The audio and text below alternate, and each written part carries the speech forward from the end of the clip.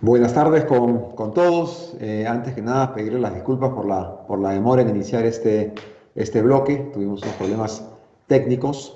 Disculpas a la audiencia y también a nuestros invitados y panelistas por estas complicaciones. Pero bueno, entrando nuevamente al Día del Planeta, hoy día tenemos un gran invitado, Tristram Stewart, es autor del libro Waste: Uncovering the Global Food Scandal, y justamente nos hablará sobre este tema tan importante de cómo se desperdician millones de toneladas de comida todos los días. Tristram es un activista británico que sostiene que la producción, el consumo y el derroche de comida están en la raíz, en el punto de partida de muchos de los problemas que vivimos hoy día respecto a, como vimos en la mañana, los límites planetarios. Esta exposición quiero comentarles que será exclusivamente en inglés. Hay en la plataforma un botón para que la escuchen en traducción simultánea. Y sin mucho más preámbulo y no robarles más tiempo, Tristram, thank you very much for being with us. Please go ahead with your presentation. Our pleasure. Thank you very much indeed. And thanks again for inviting me to Peru, a country that I visited a few years ago and intend to come and really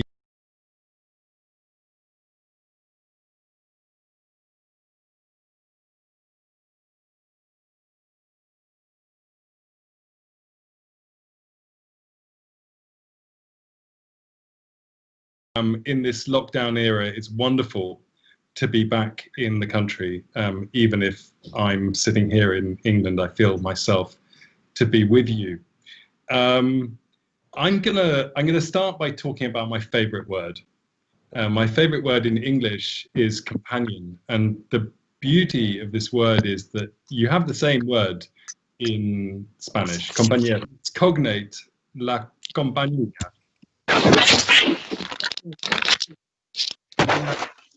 La compañía has an ambivalence. It means the friendship group that you have, and of course it also means the business, or la firma, empresa. And the wonderful ambivalence of this word is that, of course, it comes from the Latin. Com means with, and pan means bread. And a companion is somebody you share food with. Indeed, this word runs through many languages. In French, it's copain. In Greek even, it's syntrophos, to eat with. And the practice of sharing food together is indeed a universal human behavior.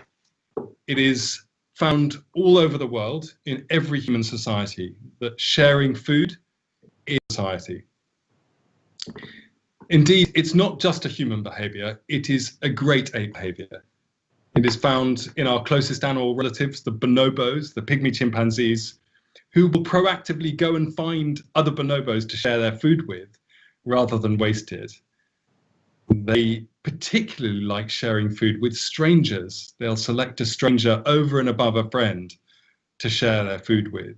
That may seem counterintuitive, but essentially what they're doing is converting surplus food into social capital to make new friends. When I think of the 1.3 billion tons of food that humans actually do waste every single year, I don't just think about the environmental impact of all of that food and all of that waste. I think of it as a huge waste of potential friendship. Think of all the companions we could make if, instead of throwing away food, we found other humans to share it with. Now, on a very local level, of course, that's relatively simple, what we mean by that. And that is something that that runs indeed not just in our local environment, but our global one. When we act in good companionship, we share our food together. We make sure that everyone gets food at the table. To leave somebody out of a meal is about as stigmatizing a thing as we can do if you leave somebody out of a meal. But when we think about that on a global scale, and we think of the hundreds of millions of hungry people on planet Earth, we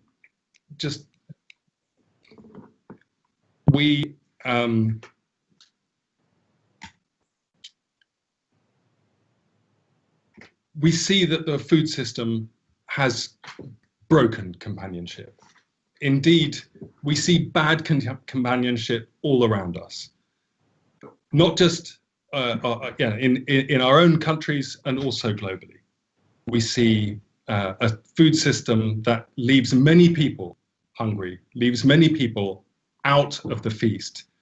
And indeed, we see a food system that undermines the ability of planet Earth to survive and feed people in the future at all. I would love to see a world in which companies also act in good companionship. There is no inherent reason why a company cannot also serve the interests of humanity as a whole, ensuring and being part of a good system of global companionship. Unfortunately, what we see at the moment is a tension between the activities of companies, the activity of making money, and that primary activity of ensuring that everyone experiences good companionship. We see companies prioritizing profit over the human interest. The dominant paradigm within the food system today is what I call the productionist paradigm, and that is what I'm exhibiting here on my first slide. These are food companies who are lobbying for a massive increase in food production globally, whether it's increasing by 50, 70, or depending on who you're listening to, 100%. The idea that we need to double food production in order to prevent a breakdown in companionship, in order to prevent a mass starvation. This obviously serves the interests of big companies who see in that agenda the opportunity to double profits. However, in my view, this strategy is not just misguided and wrong. We don't need to double global food production by 2050. This strategy is, in fact, the biggest global threat to long-term global food security. It's the system that will destroy the Amazon rainforest to grow more food. It's the system that will continue to erode soils rather than build them. This is the paradigm that will perpetuate the main environmental problem that we face. The food system is the single biggest source of greenhouse gases. It's by far the biggest user of fresh water in the world. And it's by far the biggest cause of deforestation, and it's by far the biggest cause of species extinction. And until we can sort that problem out, the idea of doubling this already unsustainable problem is it's a really bad idea. Fortunately, in order to feed the human population, we don't actually need to double food production. There are so many areas where we can change consumption and particularly change the waste of food, but this is where we need to start if we need to have a viable strategy to reduce environmental burdens at the same time as increasing food production globally. And I've spent much of the last 20 years both uncovering the scandal of food waste globally, but also showing how practical, business-friendly, and environmentally friendly some of those solutions are. I know that many people will be familiar with the kind of waste that supermarkets generate. And of course, their waste is particularly scandalous. It very often happens on the very same street corners where homeless people and other poor people are going without enough food to feed themselves. Where charitable organizations in Lima, you have the Peruvian Food Bank.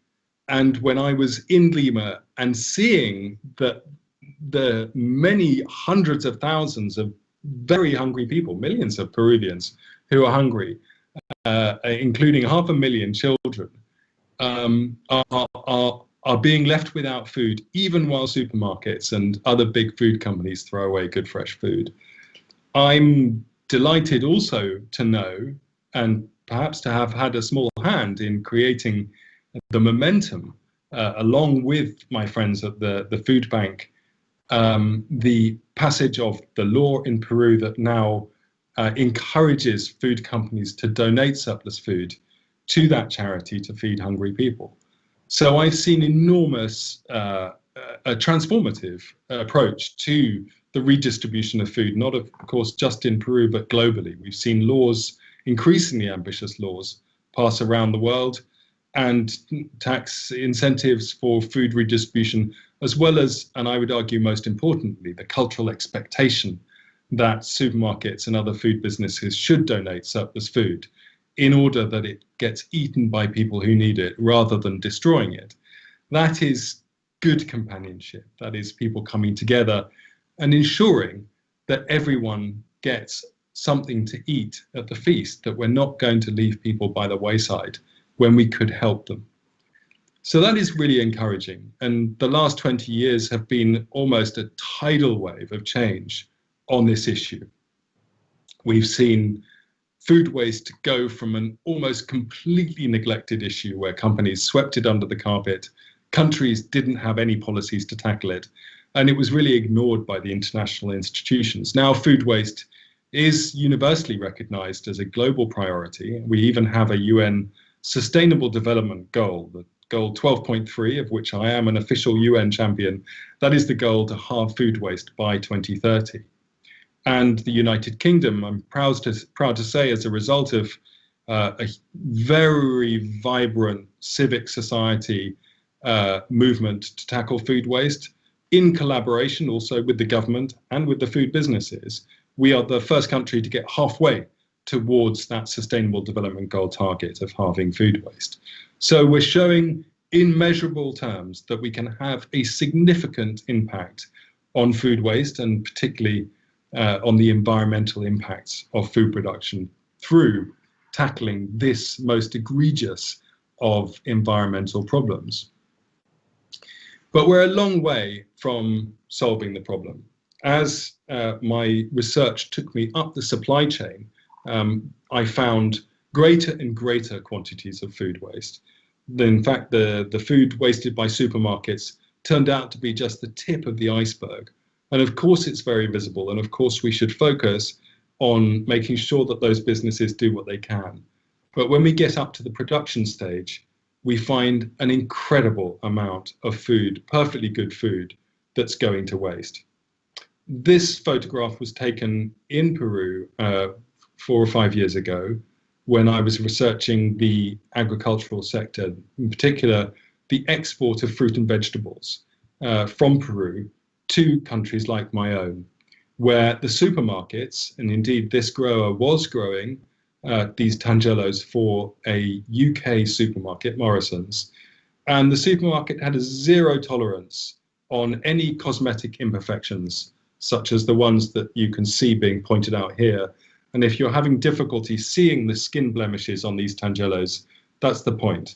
They are minor skin blemishes that have absolutely no impact whatsoever on the quality of the fruit on the inside, or the longevity, or its ability to travel. It is purely a visual thing, and the supermarket rejected anything that looked like that. And the result was the farmer chucking away, in this case, more than 1,000 tons on a routine basis of perfectly good fruit. And it's just going to be buried in the desert, where, of course, in that environment, it's going to decompose anaerobically, releasing a lot of methane, contributing even more to global warming.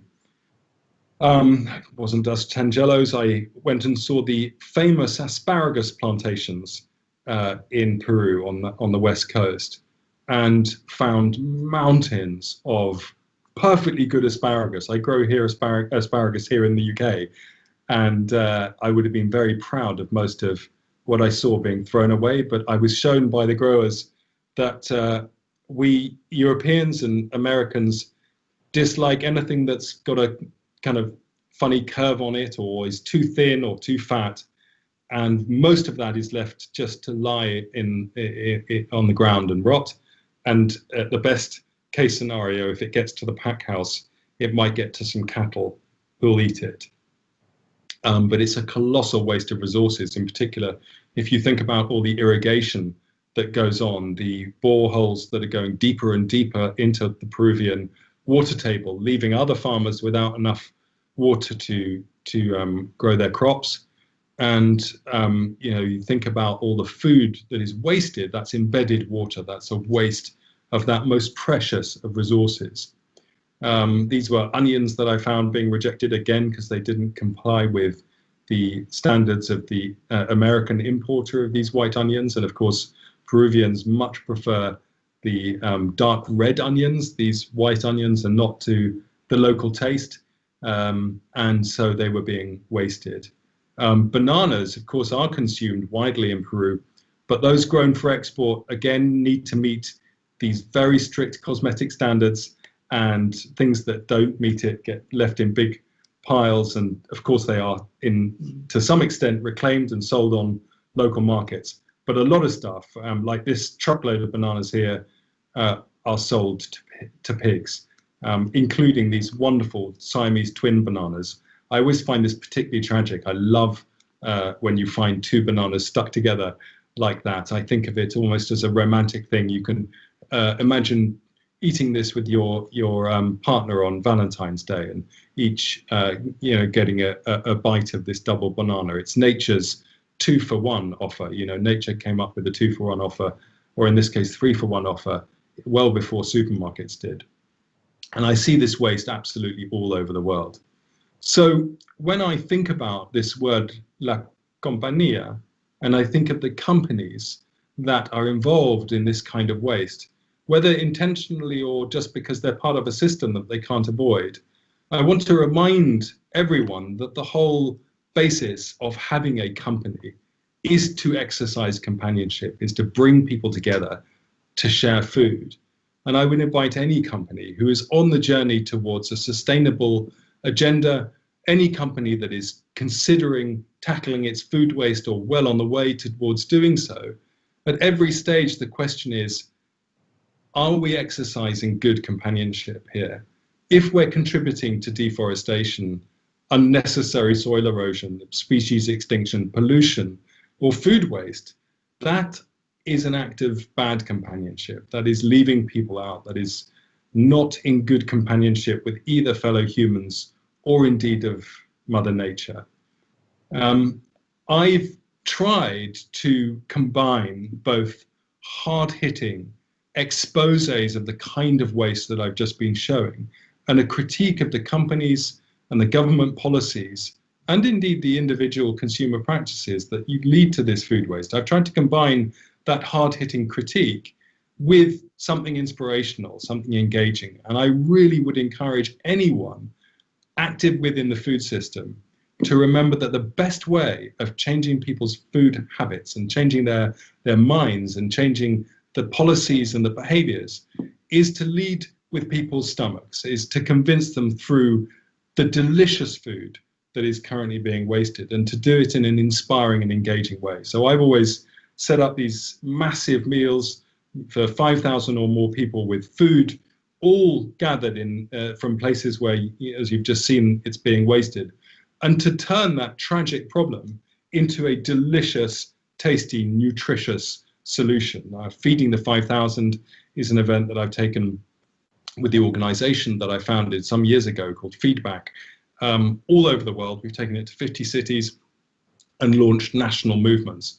When I came to Lima, we had no plans for such an event, but within 48 hours of suggesting we do a disco sopa, a small-scale version of the same event, Palmiro Ocampo, my friends at the food bank, and dozens of volunteers came together, and we organized a mass feeding event. We fed people from an orphanage, and this really had a really vibrant impact on growing the movement against food waste within Peru, and I've done the same in countries all over the world. And the purpose of that is to both demonstrate the delicious and nutritious solutions to food waste, but also to galvanize public opinion against the idea that companies should continue to waste food in that way. And I would say that's where our real success has been, is by demonstrating that there is a public disapprobation of food waste on this scale. We have convinced policymakers that they have a mandate to create better policies to prevent food waste, and many laws have been passed as a result of that. And then with more immediate effect, we've convinced companies that if they carry on wasting food, they will be exposed in the press, they will look bad, their staff will be demoralized every time they're sent out to throw food into the trash can. That member of staff is thinking they're a human being and they know that this food could have been used to better purpose than throwing it away, and they will be demoralized if their job is to throw away perfectly good food. And we find that when companies do tackle their food waste, they save money, they save resources, but also, very importantly, they actually improve the morale of their staff who hate throwing away food. My favorite example of a company that we engaged on this journey is Tesco. That's the UK's biggest food retailer. It's one of the 5 biggest food retailers in the world. And they used not to talk to us at all about their food waste. And then several years ago, they started this journey and they called us to the table.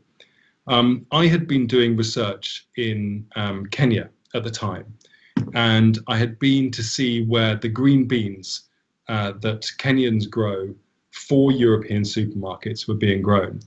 And all of the ugly beans, the twisted beans, the fat beans, the long beans were being left in the field. But then the ones that won the beauty contest were being brought to the pack house, and they were being put into these little plastic cases. Now, unfortunately, these plastic cases were exactly 9 centimeters long, and the beans didn't know that they had to be 9 centimeters long. They came out all different lengths. And in order to get them into this packet, we calculated that roughly 20% of each of those beans, on average, was being wasted. Perfectly good quality beans, just to trim it down to size. And we thought that was the perfect example of how completely ridiculous this level of food waste was. We set up a big campaign about it, and we convinced Tesco first and then all the other supermarkets to stop trimming their beans in that way. They created a much more flexible packaging to allow different lengths and stopped trimming the beans. And they discovered that not only did this massively reduce food waste on the part of farmers that were growing for them, indeed, we calculated when we visited one of the growers, from the savings that she was gaining, we calculated that if the whole of the Kenyan production of this one crop, the one green bean crop, transformed from trimmed to untrimmed, they would save the equivalent of 0.04% of the entire Kenyan economy in the value of the beans no longer being trimmed. So it was a really significant gain to change that norm. And moreover, consumers preferred it because it's, of course, where the bean has been cut that it first starts to go bad. So in fact, the longevity of these beans, the shelf life of these beans, was massively increased. So waste was reduced in the home as well as on the farm. I've always tried to upcycle my anger and my grief over this problem into something that we can celebrate. Those feasts that I've created around the world have been about transforming a real environmental and social tragedy into something fun and exciting. Indeed, the motto of my company, Toast Ale, is that if you want to save the world, you've got to throw a better party than the people destroying it. And no instance of food waste in my history made me more angry and more grieving than this. This was a sandwich factory in the UK that I visited back in 2008. And there I discovered that they were wasting 13,000 slices of fresh bread every single day. Day fresh bread, perfectly good. And they were throwing it away because it was the end slices of a loaf. And of course, the supermarkets making the sandwiches didn't include the end slices. They only wanted the inner slices. Now, in the case of wheat, we contribute to global hunger when we waste this commodity. And that's because it's an internationally traded commodity, and there is a finite amount of it on the world market in any given time. And when we in Britain buy and sell wheat and then waste a third of it, we are contributing to an over demand of wheat on the world market. And that's the same world market that people in Africa and Asia are buying their wheat from. We are literally taking food off the market shelf that hungry people want to buy it from. And I visited people in Pakistan that same year, and that was the year of the global food price spike, 2008. Any of you who were active in the industry around then will remember a massive spike, and that was because demand outstripped supply, and we contributed to that. And we contributed to how the daughters of the Pakistani slum dwellers that I visited that year were no longer able to buy enough flour to feed themselves. That made me really angry and ashamed. And it wasn't until years later that I discovered that actually there was a rather delicious and celebratory solution to the problem of bread waste, and that is to upcycle it into beer. Indeed, beer was originally created by the ancient Mesopotamians to preserve and upcycle grains and bread that would otherwise be wasted and turn it into a long shelf life product. The inebriation that results from drinking beer is a happy accident. Fermentation, first and foremost, is a preservation technology. And so we created this beer. Jamie Oliver was the first person ever to drink a bottle of toast ale. And that is how toast ale was born. We upcycle and have upcycled millions of slices of bread now into beer. There's a slice in every bottle. And we pour the profits of our company into the charity Feedback that I founded, and to other environmental charities around the world. And I'm absolutely delighted to say that we are now just one of thousands of companies all over the world who have pivoted towards tackling food waste. There have now been billions of dollars of investment, millions and millions of dollars of profit, and that money has been generated by La Compañía, by companies that both look for profit and look for good companionship. Indeed, I'm delighted that just recently a wonderful company that I actually introduced two of the directors to each other back in 2014 at a Feeding the 5,000 event that I organized in Oakland. They went on to create Imperfect, which was and is a retailer, a vegetable box retailer. They take vegetable boxes to the doors of people in California. They have hundreds of thousands of regular customers, and the company is now valued at $300 million. And two of the co-directors recently moved on from their executive roles and sold some of their shares.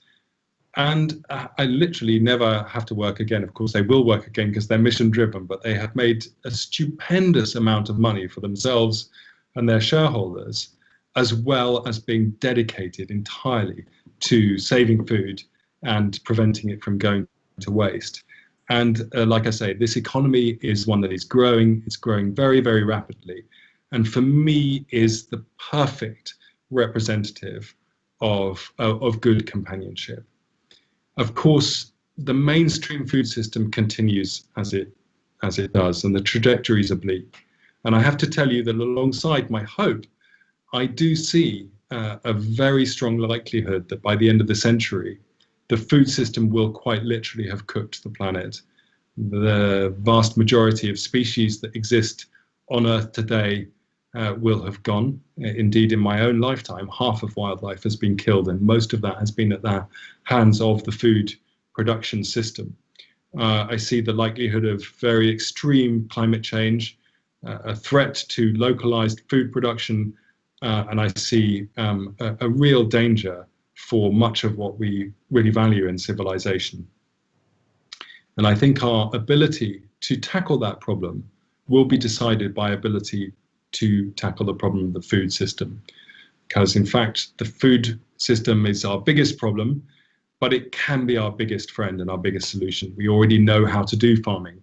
in a way that takes carbon out of the atmosphere and puts it into soils, replenishes aquifers instead of depleting them, builds soils rather than eroding them, and creates habitat rather than destroying it. And it's up to us in our companies and in our personal lives, with the good companionship at the heart of everything we do, to undertake that transformation and do so urgently. I hope that everyone who's listening to this is already part of that transformation. And if you're not, please come on board, make it fun, throw a better party than the people destroying the world, and let's try and solve this problem. Thank you very much indeed.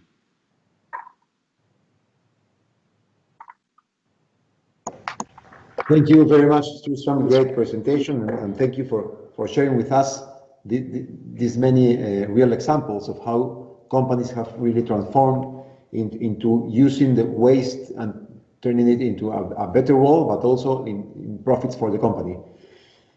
Ahora vamos a entrar a la sesión del ODS número 12 de producción y consumo responsable. Esta sesión la va a liderar Carla Grados.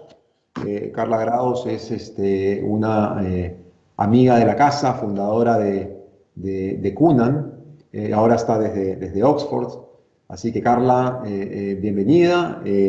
Carla va a manejar o va a moderar un panel con mucho talento. Luciana, Fernando, el viceministro, a muchos los conozco personalmente, así que espero muchísimo ese panel. Carla, todo tuyo.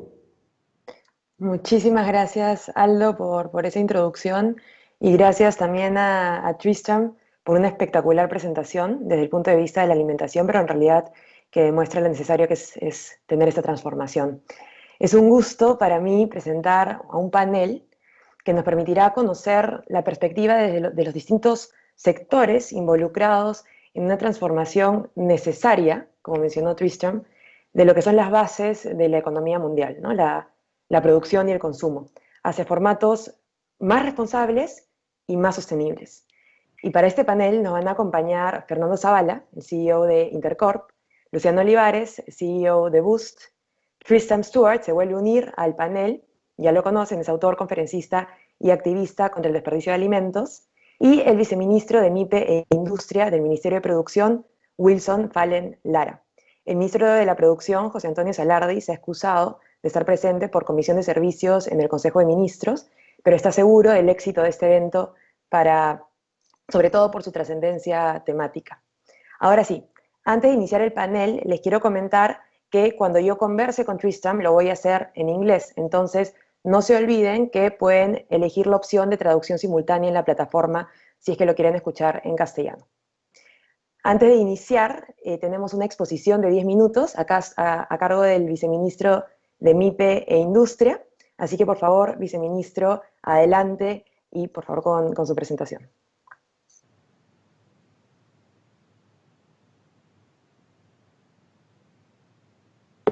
Viceministro, está en mute. Gracias, Carla, por el pase. Señor Pedro Lerner, Rizopatrón, presidente de la Organización Perú 2021, distinguidos participantes, invitados y panelistas, buenas tardes a todas y a todos. Quiero dar inicio a mi presentación trasladando el saludo cordial de nuestro ministro de la Producción, el señor José Antonio Salardi Rodríguez. Como ha mencionado Carla, está en este momento en una comisión de servicio. Sin embargo, de mi parte, agradecer la invitación al Ministerio de la Producción de participar en este importante foro, ¿no?, denominado Nuevas Métricas que Todos Queremos, y vinculado al tema de los Objetivos de Desarrollo Sostenible y específicamente a lo que mencionaron, al ODS 12, Producción y Consumo Responsable. Quisiera en este corto tiempo señalar 3 mensajes, ¿no? Primero, de que a nivel de país, digamos, el tema vinculado a la producción y consumo responsable es definitivamente un aspecto de política nacional. Tanto es de política nacional que ha sido recogido dentro de la Política Nacional de Competitividad y Productividad aprobada en el año 2018, ¿no? Y definitivamente, y ya, digamos, detallado en mejor medida en el Plan Nacional de Competitividad y Productividad, ¿no? Específicamente en la medida de política 9.3. Entonces, conceptos vinculados, por ejemplo, a lo que es economía circular, acuerdos de producción limpia, temas, por ejemplo, también vinculados a hacer ecoeficiente la producción, se recogen dentro de lo que es el Plan Nacional de Competitividad. Sin embargo, en la medida que fuimos abordando estos aspectos y estas prioridades, dentro del Ministerio de la Producción, en lo que es, por ejemplo, el tema de industria, aprobamos el 19 de febrero de este año la hoja de ruta hacia una economía circular en el sector industrial, pero ahí, y justo era el siguiente mensaje, nos aborda la problemática ya cercana del contexto actual, que es el tema de la pandemia y la búsqueda de un equilibrio entre lo que es digamos, el tema sanitario y la capacidad de generar ingresos por parte de los agentes económicos. En esa medida, quisiera mencionar que en este acompañamiento que ha tenido el Ministerio de la Producción, digamos, en estrategias de contención para, sobre todo, la malla empresarial más vulnerable, que es la micro y pequeña empresa, ha identificado, un poco para darles algunos mensajes en cifras, que, por ejemplo, la necesidad de una economía circular básica en lo que se refiere, por ejemplo, a manejo de residuos, podemos identificarla en una necesidad concreta en alrededor de 2.500 mercados de abastos. Tenemos más de 200.000 restaurantes.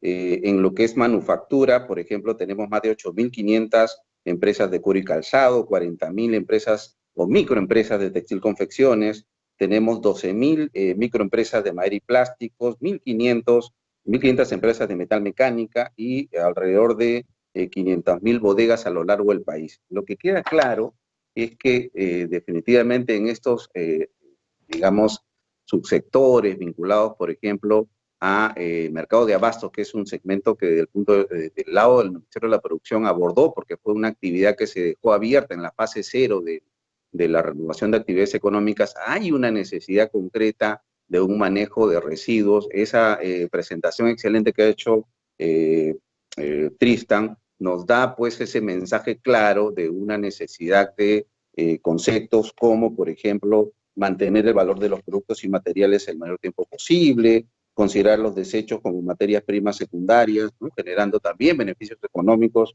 o un consumo sostenible.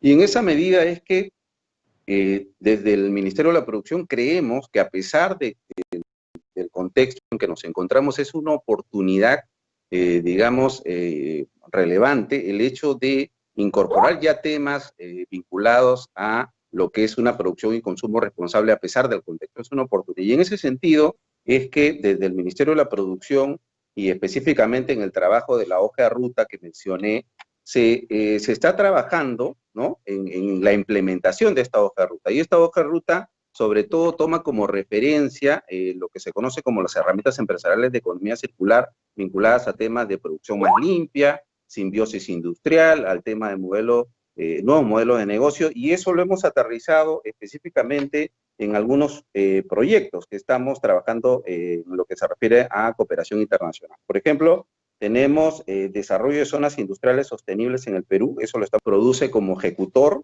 MINAN como punto focal, ONUDI como agencia implementadora, y tenemos el Fondo Mundial del Ambiente apoyándonos en ese esquema, y fundamentalmente en la alineación con la herramienta de economía circular vinculada a producción más limpia. También estamos trabajando el tema de parques ecoindustriales, ¿no? En parques ecoindustriales ya produce como punto focal, ONUDI como agencia implementadora y SECO como agencia de cooperación o como el actor que nos apoya con el fondeo en su calidad de agencia de cooperación suiza, ¿no? Y tenemos, ya no en ejecución, pero sí en formulación, tenemos lo que, digamos, identificamos en nuestro proyecto como economía circular para un desarrollo urbano amigable con el clima. Esto lo estamos coordinando, digamos, produce como punto focal y tenemos a HICS como agencia implementadora y justamente el día de hoy en la mañana se ha confirmado la cooperación alemana, digamos, ya firme por 3 millones de euros para el proyecto, ¿no? En esa medida, un poco para finalizar el mensaje, es que creemos que los desafíos que se vienen y sobre todo el Ministerio de la Producción va a poner todo su esfuerzo, tanto en recursos humanos o recursos presupuestarios, en la medida que sea conveniente, vinculados a los desafíos, ¿no?, que generen pues que se internalice el concepto de economía circular en las políticas y estructuras de apoyo, también en demostrar o difundir la amplia gama de beneficios vinculados al tema de la economía circular, también concentrarse en aprovechar y mejorar los instrumentos y mecanismos de producción existentes y finalmente promover activamente, y creo que es lo fundamental, la contribución de la economía circular a la reactivación y la competitividad empresarial, con énfasis en el foco de acción para nosotros, que es la malla empresarial más vulnerable, que es la micro y pequeña empresa. Muchas gracias. Muchísimas gracias, señor viceministro, por esa información. Ahora sí vamos a dar inicio oficial al panel, inicio oficial a las preguntas. Y de hecho quiero empezar con usted, viceministro, porque mencionó, digamos, muy buenas noticias para el país, ¿no? La hoja de ruta hacia una economía circular, mencionó también los parques ecoindustriales, cómo está trabajando de la mano con la cooperación para sacarlos adelante. Pero yo creo que una gran pregunta que se hace, no solo en el Perú, sino en todos los países, es ¿cómo llevamos estos proyectos, estas noticias, estas iniciativas que están empezando a ser implementadas a resultados? A que realmente se transformen en resultados, sobre todo con impactos concretos. Y en esa línea, ¿cómo va a medir, cómo está midiendo, cómo podría medir el Estado peruano esta transformación que ya inició con las noticias que nos ha dado, ¿no?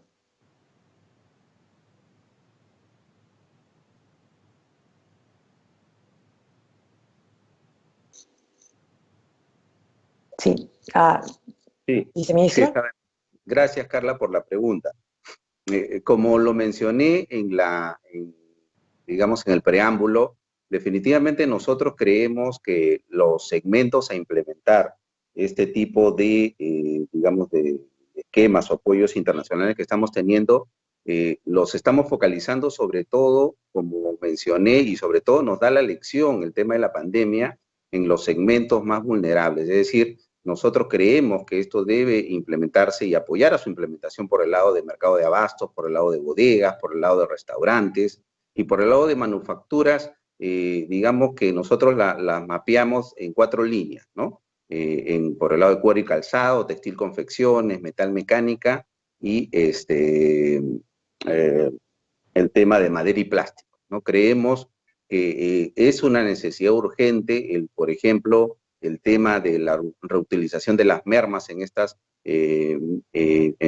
microempresas es sumamente importante y va a beneficiar sobre todo para tanto el tema del medio ambiente como para el tema de la economía y el sostenimiento pues, de los puestos de trabajo y las familias que están detrás de estos segmentos. Muchísimas gracias y es efectivamente muy relevante el foco que se le tiene que dar a la MIPYME, siendo gran parte del sector privado, ¿no? Más, de hecho, del 99% del sector privado es MIPYME. Sin embargo, la gran empresa, la corporación, tiene un rol clave, diría importantísimo, en la transformación que se necesita hacer. Se podría decir que la mayoría de los impactos o externalidades de las que mencionaba o las que hablaba Tristram vienen usualmente de la gran empresa. Entonces, en esa línea quiero pasar a Fernando Zavala, CEO de Intercorp, justamente con esa pregunta, ¿no? Es evidente que es necesario un cambio. Todos lo sabemos, ¿no? Las noticias nos lo dicen, los investigadores nos lo dicen y los empresarios lo saben. Pero luego de eso, a pasar realmente al cambio, hay una estrategia de por medio. Tiene que haber no solo el impact case, el caso de impacto, sino también el business case de esa transformación, que Tristan de hecho la mencionó también, al igual que el viceministro. En esa línea, Fernando, ¿cómo podríamos decir, o desde tu opinión y tu experiencia, cuál es el driver estratégico de competitividad que puede llevar a la corporación, a la gran empresa, hacia esta transformación? Y sería ideal si nos puedes dar un ejemplo concreto específico del Grupo Intercorp. Gracias Carla. Gracias a Perú 2021 por la invitación y felicitaciones por el evento. Sí, como bien dices, creo que todos los empresarios, grandes, pequeños, medianos, hoy día tenemos que pensar en sostenibilidad. Porque además, sin sostenibilidad no podemos pensar en el futuro, es decir, no va a haber futuro. La sostenibilidad hoy comienza a ser es una prioridad indispensable para todas las empresas. Hoy día no me imagino ninguna empresa viable en el largo plazo sin que sea sostenible. Y en Intercorp apuntamos hacia eso. Ahora, esto viene diseñado desde hace muchos años, ¿no? Si uno revisa, por ejemplo, el propósito del grupo, hacemos que el Perú sea el mejor lugar para formar una familia en América Latina. Y tiene incorporado ahí muchos elementos de sostenibilidad. El otro punto interesante es que hoy día también los consumidores, los ciudadanos, nos piden sostenibilidad. Y eso es muy importante. Hay una reciente encuesta del Foro Económico Mundial que le hizo Ipsos para Perú. 9 de cada 10 peruanos dicen que quieren que su vida sea significativamente distinta a como era antes de la pandemia, en vez de retornar a lo que era, ¿no? En Intercorp interpretamos esto como, oye, tenemos que redoblar el compromiso y nuestro propósito de contribuir a un Perú más sostenible. Y eso lo tenemos que hacer a través de todas las operaciones. Y Carla, tú me has pedido dos ejemplos y quizás voy a utilizar, ya que Tristan habló con supermercados, aquí voy a dar buenos ejemplos de supermercados. Y dos, en temas de justamente residuos generados. Hace 5 años, Tristan, sí, 10 o 15% de los residuos solo se reciclaban. Hoy día estamos al 70%. Y creo que es importante, no conozco los indicadores de otros, pero en el caso nuestro lo hemos comparado con otros supermercados de Latinoamérica y del mundo, y estas cifras son súper importantes, 70%. Ahora, imagínense, ¿no? Tenemos más de 550 puntos de venta en Tacna, en Tarapoto, en Puno, etcétera, y tenemos que asegurarnos que esos residuos que se generan realmente puedan ser recirculados en la economía circular. Entonces, muchas veces tenemos que aplicar logística inversa para asegurar que tenemos todas las operaciones limpias. Ahora, lo importante es que ese 70% de residuos que ahora se reinsertan, lo que también está generando es un impacto de ahorros y de eficiencia en las operaciones. Entonces, nosotros nos preocupamos que desde el transporte a los centros de abastecimiento se minimiza el desperdicio, se valorizan los residuos, se optimiza el consumo energético y además aseguramos el menor impacto del ambiente, sino que además generamos ahorros. Ahora, no es fácil. Estamos hablando que son más de 4.500 toneladas de residuos que antes se desechaban y ahora se reincorporan a la cadena. Ahora, tienes que incorporar en supermercados, trabajamos decenas de miles de colaboradores. Has tenido que entrenar y comprometer a más de 18.500 colaboradores para asegurar que ese 70%. Y no nos quedamos en el 70%, sino queremos ir al 75% y después así progresivamente ir aumentando. Pero en 5 años del 10 al 70%. Y otro ejemplo que creo que puede ser inteligente y tiene que ver con tecnología es la implementación también en supermercados de un sistema de control de iluminación inteligente. Entonces ya comienzas a invertir, comienzas a utilizar la economía de las cosas, la inteligencia artificial, y eso te está generando ahorros importantes en consumo de energía. Entonces, lo que hace este sistema es que automatizas la tunación de las luminarias de acuerdo a la cantidad de luz natural que hay en el día, las horas del día, la ocupación de los espacios y obviamente los trabajadores y colaboradores que están ahí para que tengan un confort visual. Solo en los 5 primeros meses del proyecto ya hemos ahorrado 1 millón de kilowatts que equivalen a casi 615 toneladas de CO2. Entonces, se genera ahorro, inviertes, utilizas la última tecnología y finalmente estás teniendo impactos en el ecosistema. Entonces, creo que es ese círculo que realmente hoy día se está viendo que tiene frutos. Eso es, Carla. Muchísimas gracias, Fernando. Y antes de pasar al siguiente panelista, si me permites, porque digamos, se desprende directamente de la respuesta que has dado, los cambios que han tenido que implementar definitivamente han implicado una inversión antes de un ahorro. Y evidentemente algún tipo de conversación a nivel de directorio, a nivel de gerencia. Mi pregunta en este caso sería, y es muy puntual, ¿cuál es la primera acción que tienen que tomar otras grandes empresas con estructuras muy complejas para empezar en ese camino como, bueno, ya lo han empezado ustedes? ¿Dónde se tiene que tomar esa primera acción? Mira, tiene que ser arriba. ahora está cambiando mucho porque ya, digamos, las nuevas generaciones entran y te dan una retroalimentación interesante, pero cuando nosotros empezamos vino de arriba diciendo, oye, este es el camino si queremos, nosotros, digamos, podemos llegar a representar casi el 3% del PBI del Perú. Si queremos cambiar y que Perú sea sostenible, tenemos que empezar nosotros. Y eso vino desde arriba diciendo claramente y estableció en el propósito. Y eso cada uno de los CEOs o gerentes generales de nuestras empresas lo tomó. Es decir, hoy cada una de esas empresas. Y no solo el supermercado, porque también es el banco, es la financiera. Todos los CEOs se han comprometido, lo han interiorizado. Pero no queda ahí. O sea, si el CEO no cree, ahí se queda. Pero si el CEO cree y lo incorpora, tiene que ser, nosotros hablamos mucho de la transversalidad. O sea, no es el área trabajando directamente con el CEO, el área de sostenibilidad trabajando con el CEO. Hablamos de un pilar transversal y eso tiene que tener un buen sistema de comunicación sobre la importancia de la sostenibilidad, el impacto y los lineamientos y las políticas. Tienes que tener espacio para las buenas prácticas, para incorporar también las sugerencias que te hacen los colaboradores. Y también, importantísimo, y como viene de arriba, pero ya se vuelve, digamos, una práctica común, tienes que invertir. Tienes que ponerle recursos, tienes que capacitar a la gente, tienes que involucrar a la gente, tienes que generar las capacidades y tienes que invertir recursos para que esto comience a funcionar. Eso le llamamos la transversalidad en el desarrollo sostenible del Grupo Intercorp. Muchísimas gracias, Fernando. Y ahora me quiero, bueno, dirigir a ti, Luciana, porque hemos visto lo que viene haciendo el gobierno, principalmente enfocado en la MIPE, que es un sector un área, una parte del sector privado que lo necesita y que realmente tiene un impacto. Hemos visto también cómo se está tomando la delantera de parte, en este caso, del Grupo Intercorp y cómo lo pueden hacer otras grandes empresas, pero la realidad es que si el consumidor no cambia nada, porque quien consume, al final, es la persona que va a comprar esos productos y servicios que en principio están siendo diseñados de una manera circular o más sostenible. Y usualmente en el caso de Perú, si bien bueno, el dato que nos ha dado Fernando es buenísimo, ¿no? Que 9 de cada 10 peruanos quiere cambiar radicalmente después de COVID.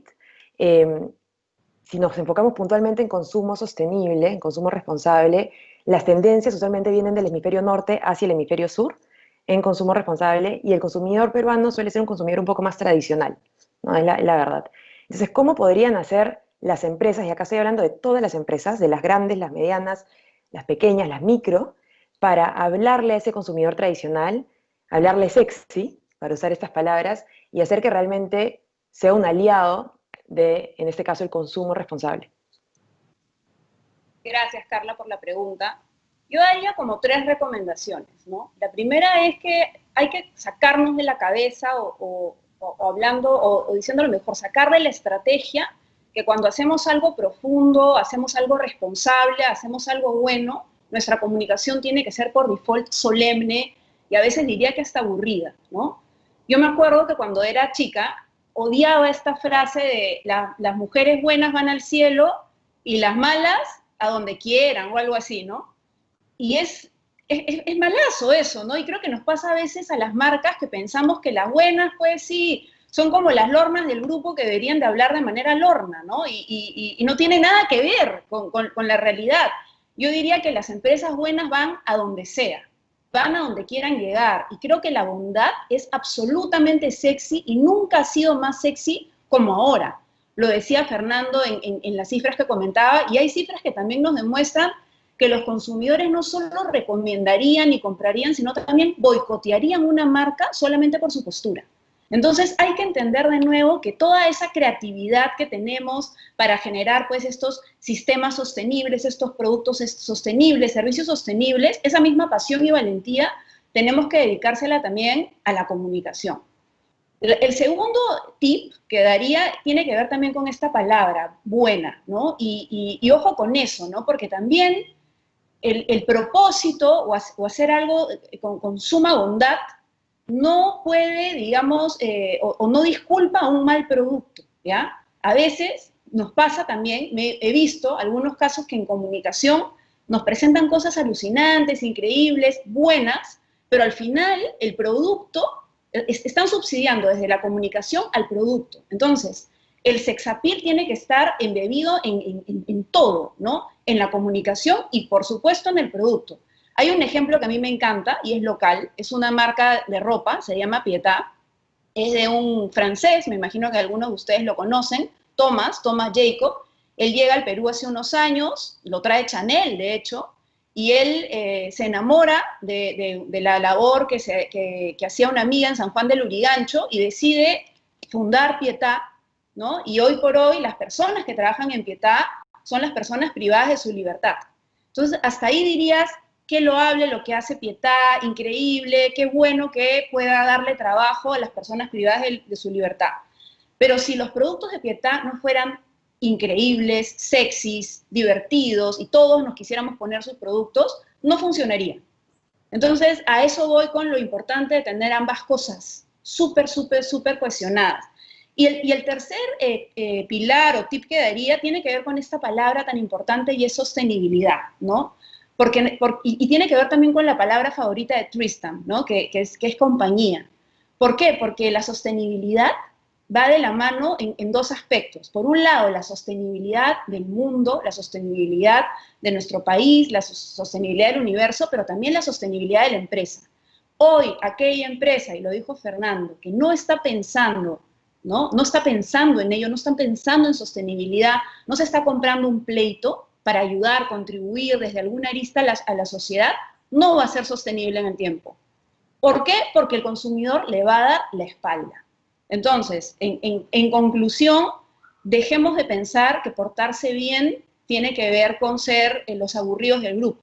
Portarse bien y ser sostenibles es lo más sexy que pueda existir como argumento, digamos, de venta. Muchísimas gracias, Luciana, y creo que son muy buenos tips que en realidad se puede aplicar a cualquier nivel de empresa, no necesariamente tiene que ser a nivel de una empresa grande. Yo creo que el mensaje con el que nos podemos quedar ahí es, deja de hacer que la sostenibilidad sea aburrida, ¿no? O mucho palabreo, sino realmente hazla cool. Como mencionó Tristan, de hecho también, con cómo lo vincula con la fiesta, ¿no? Que tienes que hacer una mejor fiesta que los que no están haciéndolo bien. Ahora sí, le voy a decir, voy a pasar a hacer una pregunta a Tristan. Los que no hayan puesto la traducción en vivo pueden hacerlo ahora si quieren escucharlo en castellano. Tristan, now I'm going again with you. Thank you once more for that amazing presentation. It was really an eye-opener, even more so with your knowledge of what's going on in Peru. So that was really great. But my question is more general, not necessarily on the food industry or the food system. So you've heard the perspective, drivers, intentions, even projects or small projects, big projects from the public sector, the private sector, even how to approach consumers to transition to this circular economy, this sustainable economy. But is this enough? Like, is this like very specific, drivers or projects enough for what we need today? Are we doing enough? And in that sense, my question to you would be, like, what do you think from your experience and also from a civil society perspective are the main challenges a country, and even more so an emerging economy as Peru, has in facing or transitioning to a circular economy? I know it's a very broad question, but I think that if you could pinpoint some specific subjects, themes, challenges, barriers that you believe we need to focus on, maybe as independent sectors or together, which would you say they are? Okay. I'm going to try not to be too bleak in my answer to that question. You started by saying, is enough being done? Categorically, no. We're still accelerating in the wrong direction. Most of the global environmental trajectories are getting worse, and some of them are getting worse faster every day. And there have been a load of really wonderful initiatives and companies and sustainable agendas and the SDGs, but this is only just beginning to put the brakes on, if at all. The likely trajectories, as I say, they're really, they couldn't be worse. They're really, really terrible. And our hope, we've got to build on hope. But our just how reasonable it is to hope is getting slimmer all the time. But how you ask about how a country like Peru or any country can solve the problems, and I got two answers to that. The first is that a country cannot solve a global problem. That is the whole problem with the nation-state system. The nation-state is the biggest governance body, the most powerful governance body institution in the world. And at the moment, the nation-states of the world gather at international fora and fight with each other. They compete for the biggest slice of cake. And it is diametrically opposed to the interests of the world to negotiate in that way. What we need is a global governance platform that can make decisions on the part of the whole of the human race on one. We are one species on one planet. This is something that people are beginning to wake up to the world over. And the more we wake up to the fact that we need global citizenship and global governance, the sooner we will be able to govern the global companies that currently have the power to run rings around nation states. Because if Peru doesn't let so-and-so come and operate, you know, they'll just say, fine, we'll take our business to Brazil or some other nearby country. And without global, international, global governance, a country cannot stand up to that trend. So the first thing a country needs to do is internationalize and be part of the globalization of governance. That's the first thing. Start to divest powers to global institutions. The second thing is, okay, that's a big process, one that is happening and will happen, absolutely inevitably will happen. But what can it do right now? And Peru, a country like Peru needs to think about what its special status is. I mean, it's one of the most forested, most biodiverse, most nature-rich countries in the world. That is a massive asset, and it is one that the rest of the world will come to value and will pay for. At the moment, as you know, Peru is undergoing a colossal rate of deforestation. The Amazon is being destroyed to produce, you know, just market goods that we don't need. We need those forests and we need the biodiversity. And yeah, making that work financially is going to be a long haul. But that is what Peru needs to look after. You are the owners of an irreplaceable and invaluable entity. And looking after that is just the number one thing. Within that, there are lots of sustainable business practices that Peruvians have mastered, have really come to create businesses that can thrive with, you know, within forested areas, and that's a business model that that can be exported and everyone can learn from Peruvians. And there's one other really small. This is a little bit of a kind of light-hearted, flippant thing. One of the most delicious meals I had in Peru was cuy, guinea pig, and you know, all over the world, right? People like to have green grass lawns, okay? Everyone has that. In fact, I read somewhere that the biggest crop in the USA is not maize, it's not wheat, it's lawn grass. And that crop is currently wasted. People drive lawnmowers, they emit carbon dioxide, they pay people to sit on lawnmowers to cut grass. Guess what? Guinea pigs love to nibble grass. They love to make lawns. Now, create a business that does a lawn mowing service, which people will pay for, and then sell the meat.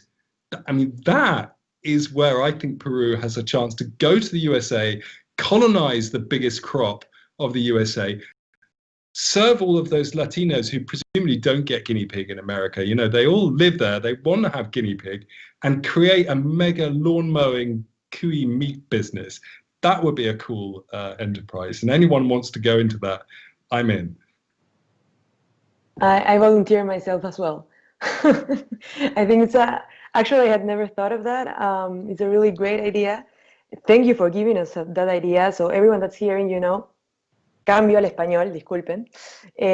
Todos los que están escuchando, Tristan nos acaba de dar una gran idea. Podemos empezar a exportar cuyes como cortadores de gras, pero al mismo tiempo como comida. Entonces, piénsenlo porque van a estar ayudando a la economía, al ambiente y a la sociedad. Es una muy buena propuesta.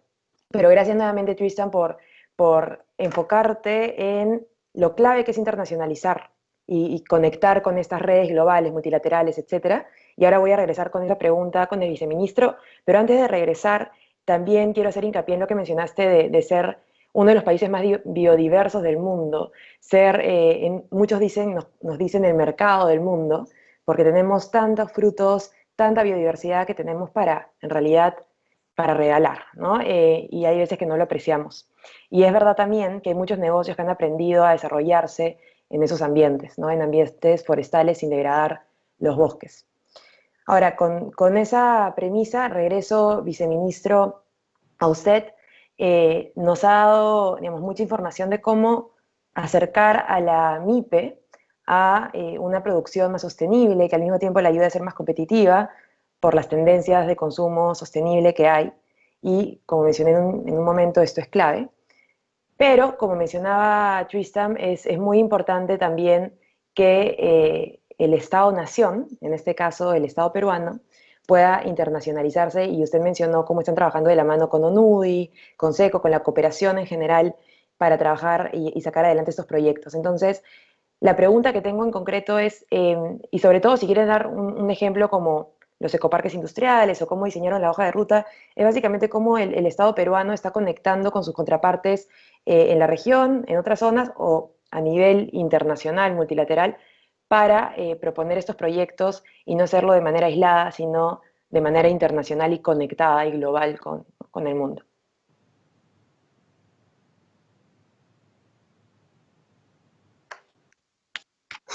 Gracias, Carla. Sí, recogiendo tu pregunta, efectivamente nosotros desde el Ministerio de la Producción pues consideramos que sobre todo la revisión de las buenas prácticas internacionales respecto al tema de sostenibilidad, economía circular, definitivamente nos ayudan como para poder hacer la implementación de diferentes proyectos, ¿no? Es así que con el apoyo sobre todo, en este caso, o en los dos casos, ¿no? En el caso de SECO y en el caso de GIS, efectivamente hemos tenido mucha orientación respecto digamos, a ver, primero, una estructura desde el punto de vista de, por ejemplo, vinculado a un tema clave acá, que es el tema de la informalidad, ¿no? También el tema vinculado a la implementación de, digamos, de requerimientos, por ejemplo, de cuidado del medio ambiente, involucra definitivamente desde nuestra perspectiva una inversión importante.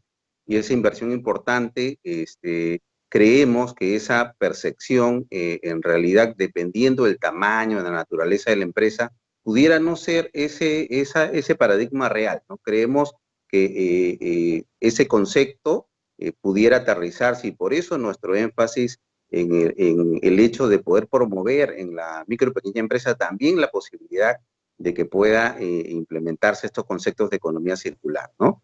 Así como incluso creemos este concepto de la implementación de mecanismos de bioseguridad para el COVID, que todos pueden creer que es sumamente costoso, creemos también que el esfuerzo hacia un tema de implementar mecanismos, así sean desde los básicos como el manejo de residuos sólidos, que es sumamente necesario, no debe involucrar un tema, digamos, tan alto de inversión, ¿no? Y en esa medida, pues, hemos hecho la revisión de, sobre todo, comenzando en los esquemas, por ejemplo, de los acuerdos de promoción comercial que tenemos con los países cercanos, ¿no? Como son Colombia, Chile, México. Hemos también traído información relevante de ellos respecto de sus avances en lo que es el tema de economía circular, y creemos que también nos pudieran ayudar a la implementación en el segmento que, como mencionaba, está un poco por nuestro foco de acción, porque creemos que el Estado, al tener recursos también escasos para fomentar estas estrategias de política nacional, debe pues focalizarlo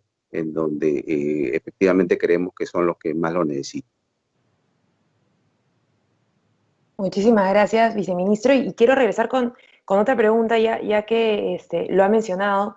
El Estado efectivamente no tiene todos los recursos para hacer por su cuenta, ni siquiera, digamos, con actores internacionales o conectando con el mercado internacional esta transición. Y ahí es donde vuelvo a mencionar a la gran empresa, ¿no? En este caso a la corporación, que tiene recursos, los usa estratégicamente, claro, Pero ahí mi pregunta es, ¿cómo usted puede ver a la gran empresa como un aliado? ¿Qué está haciendo ahorita el Ministerio de Producción para impulsar esta transición hacia la economía circular, pero desde una perspectiva de la corporación o la gran empresa?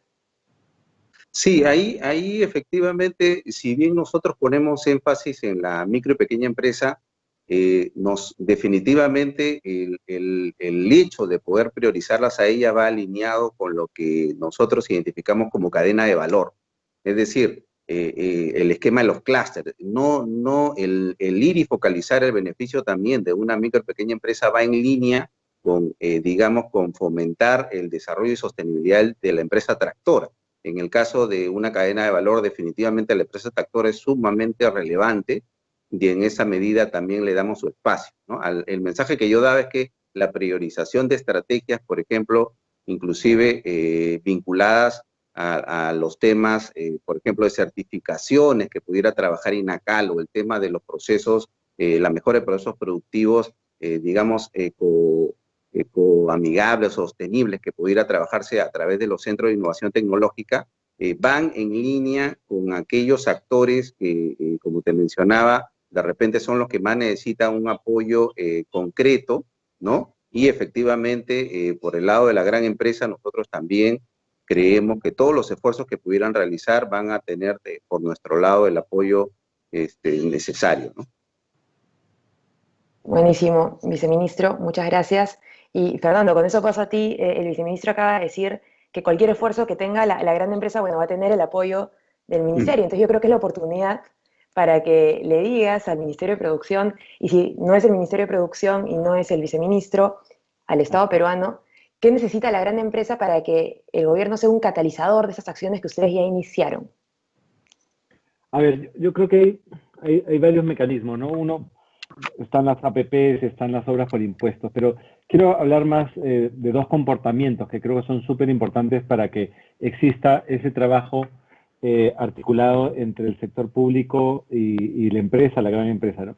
Uno es el tema de confianza y el dos el tema de predictibilidad. Entonces, es súper importante y es algo que no se ha desarrollado mucho en los últimos años, es generar confianza de ambas partes, ¿no? Ya sea del sector público, sea del sector privado, del sector privado, del sector público, para realmente caminar juntos aquí.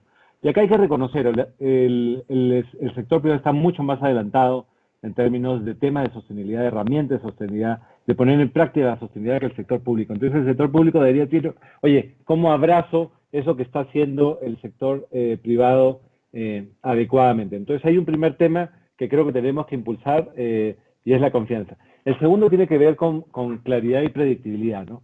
Es súper importante para el sector privado entender y saber cuáles son las políticas del Estado y que puedan compartirse y con claridad para saber, por ejemplo, de dónde podemos ayudar nosotros. ¿En qué parte de esas políticas, en qué parte de ese esquema, de esa visión nacional podemos entrar como sector privado a apoyar? Entonces yo diría, para digamos, generar un booster en términos de los temas de sostenibilidad, necesitamos confianza, claridad y predictibilidad. Ahora, te quería poner un ejemplo, porque a veces nos centramos en esos temas en las APPs o en las obras por impuestos, pero hay un caso que a mí me encanta de trabajo sinérgico entre el Estado y la empresa privada. En este caso voy a hablar de Interbank, ¿no? Hace algunos años, 2016, se creó una sinergia bien importante entre el Estado y el sistema financiero.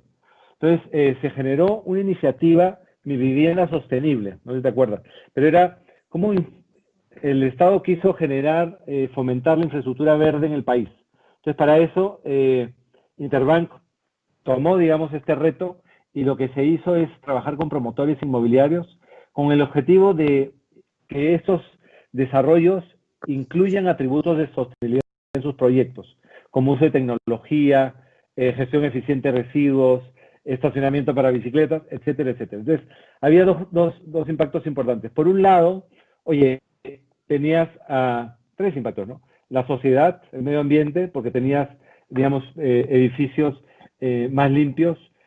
Dos, tenías a las familias que también iban a ahorrar, porque tenías,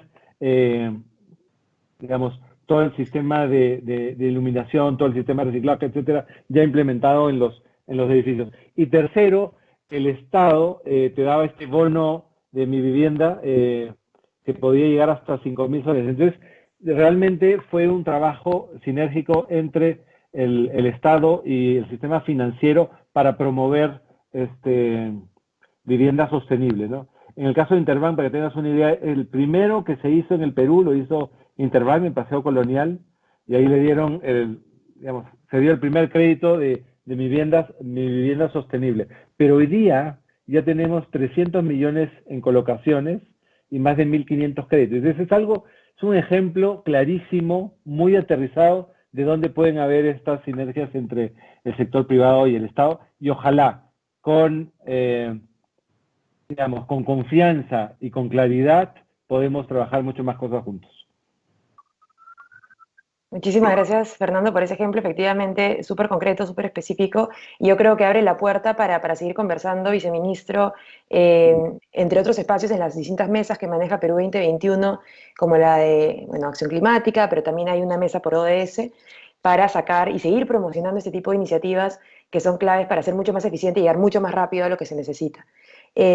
Fernando, antes de pasar a Luciana, quería hacerte una pregunta que también se la voy a hacer a Luciana, que es básicamente que el consumidor peruano, y lo mencioné hace unos minutos, no es el más activista, no es el más sostenible, no es el más responsable. De hecho, muchas veces el consumidor peruano, cuando le dices que sea responsable, te dice, yo, ni hablar, yo no quiero jugar en eso, yo no quiero ser parte de eso. ¿Cómo lo hacemos parte de eso? Entonces, primero me gustaría tener la perspectiva desde Intercorp, de si es que tienen prácticas para integrar al consumidor más tradicional, cero activista, que no está vinculado con esta dinámica, a procesos de economía circular o consumo responsable. Y luego paso a ti, Luciana, con la misma pregunta. Gracias, Carla. Ahora, sí tenemos que reconocer que el Perú está cambiando, entonces cada vez nos involucramos más. Pero también es cierto que a veces hay que crear los espacios para que el consumidor se involucre más en todos estos temas, ¿no? Nosotros tenemos en el centro de nuestras decisiones empresariales está el consumidor, ¿no? Y para eso tenemos varias vías que utilizamos para conocer un poco más de ellos. Entre todas las empresas que tenemos, más o menos llegamos a 1,5 millones de personas todos los días. Entonces, la verdad tenemos una responsabilidad de oye, ¿cómo transmitimos ciertos conceptos? ¿Cómo educamos? ¿Cómo concientizamos en temas relevantes? Entonces, sí tenemos planes muy precisos en términos de, oye, ¿cómo generamos ética, transparencia, conceptos de velar por el planeta y por las personas? Entonces, y eso lo hacemos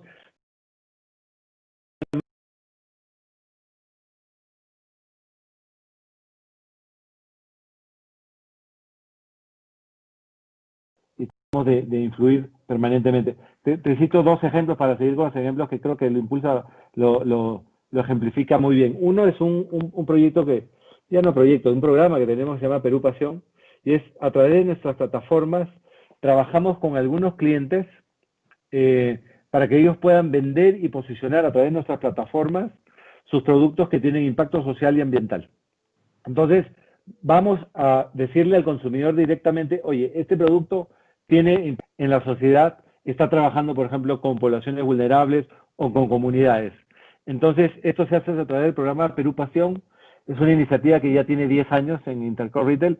Cada año seleccionas a 100 y realmente los ayudas en su posicionamiento y sus estrategias comerciales. Y la verdad, es lo que te decía, o sea, el consumidor peruano está cambiando, pero muchas veces tienes que mostrárselo, tienes que ponérselo para que ellos puedan tomar las decisiones, ¿no? Y el otro que también nos gusta mencionar, y es un caso reciente, se llama Impulso, ¿no? A través de nuestro laboratorio de innovación, la Victoria Lab, hemos lanzado ya una iniciativa para promover el codiseño de soluciones para mitigar los efectos de la pandemia, ¿no? Entonces, oye, somos una empresa grande, pero necesitamos codiseñar, ya sea con consumidor o con empresas y pequeñas empresas, iniciativas. Hoy día ya tenemos 2 proyectos que han entrado en una especie de aceleradora.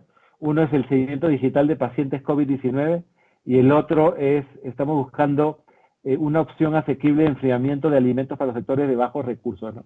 Entonces, yo creo que una gran empresa, y sobre todo nosotros, que estamos muy enfocados al consumidor, tenemos que buscar formas, 1, de educar, 2, de trabajar con el consumidor, y 3, de codiseñar, ya sea con el consumidor o con nuestros proveedores, soluciones que sean amigables al planeta. Muchísimas gracias, Fernando, por esos ejemplos. Nuevamente son formas muy estratégicas, efectivas, que puede activar la gran empresa para, de alguna manera, enganchar con el consumidor. Y en esa misma línea, Luciana, tú mencionaste que el consumidor puede hacerle un boicot a la gran empresa. Pero siendo sinceros, así el consumidor peruano esté cambiando, veo difícil que salgamos a las calles para hacerle boicot a una gran empresa, o por último dejar de comprarle, ¿no? El boycott, como se le dice. Y en esa línea mi pregunta es justamente la misma, ¿no? Pero más enfocada, ¿qué le dirías a las organizaciones de la sociedad civil, que son activistas, que salen a las calles, que quieren convencer a los consumidores peruanos de que pidan servicios y productos más responsables, más sostenibles, que sigan una economía circular? ¿Qué le dirías a esas organizaciones sociales para que realmente puedan transformar al consumidor peruano, pero de manera masiva, y hagan que el mensaje cale, ¿no? y quede? Ojo que yo no estaría tan segura de que el consumidor peruano no boicotearía marcas que no se porten bien, ¿eh? Ojo que yo creo que sí, y creo que cada vez más. Y creo que es porque la mejor manera de movilizar a la audiencia es tocando los puntos de dolor y de pasión. Te diría que más los puntos de dolor, cuando uno odia algo, quiere cambiar algo, ¿no? Es encontrar cómo la ira, en el buen sentido de la palabra, puede movilizar, ¿no?, a las personas para cambiar cosas. Yo lo que les diría sería que lo menos sexy, para seguir con la palabra que utilizaste al principio, es decir, pórtate bien, ¿no? Haz esto porque pórtate bien por obligación. Tiene que ser, me porto bien por convicción. Contribuyo a que la gente se porte bien por convicción. Entonces, incluso las ONGs, las organizaciones en general sin fines de lucro, tienen que buscar también hacerlo a través del marketing. El marketing no es una mala palabra para ninguna de las partes, ni para el Estado, ni para la empresa privada, ni para las organizaciones sin fines de lucro. Porque, de nuevo, todos podemos lograr que nos portemos bien, porque portarse bien, para cerrar un poquito mi punto, es sexy.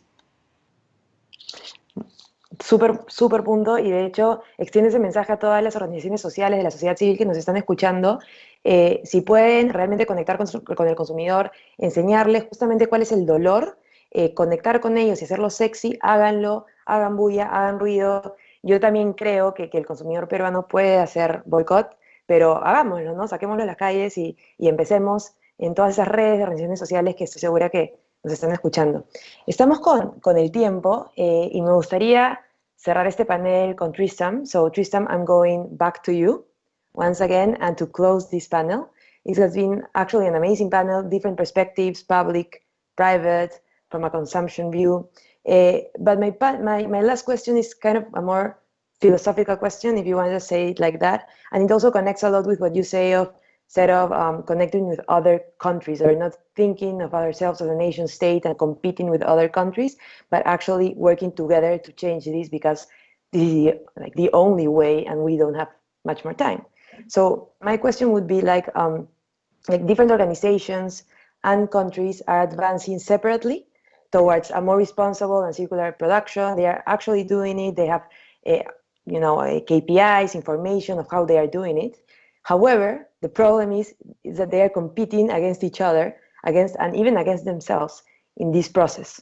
No, it's actually, they are not collaborating, they are not working in companionship, they are not partying together or throwing the better party, to put it in your words.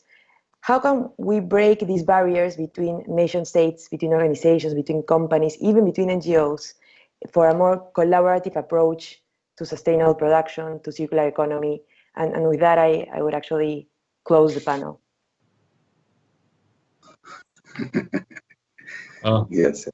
How do we break the tragedy of the commons that has persisted until this moment? I like the fact that you mentioned NGOs. They suffer from the same disaggregated power, the way in which NGOs compete with each other is even worse than the way corporates compete with each other. At least in the corporate world, if you have a competitor, you can do a hostile acquisition and gobble up your competitor. Mergers and acquisitions are how companies work. Within the NGO world, there are no acquisitions and mergers, and so everyone works within really inefficient, disaggregated silos, and they all fight for their own individual brand and ego and organizational ego, and that's one of the reasons why the environmental justice and social justice movements have remained so weak. And it is time now that we emerge into our true power as a superorganism, and that we take the whole of the human species with us. How do we do that? Well, I've said, through internationalization of global decision making, because no country can do it alone. And of course, we already have the kind of international kind of negotiations in which some of that is trying to be thrashed out. But the problem is, as I said, this is where individual nation states come together. We need to start creating global platforms. And without being too futuristic, I'm talking about organizations like Democracy Earth that are devising the tools right now for global decision making and global representation using liquid democracy. This is the mountain we need to scale. And every attempt at this stage will probably be a failure ultimately, but it will help the people behind us scale this mountain.